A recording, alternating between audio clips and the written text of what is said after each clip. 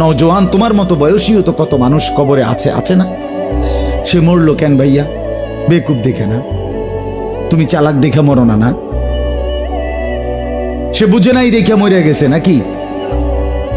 তো মালিক দয়া করেছে বলেই তো আমি আর আপনি এখনো বেঁচে আছি।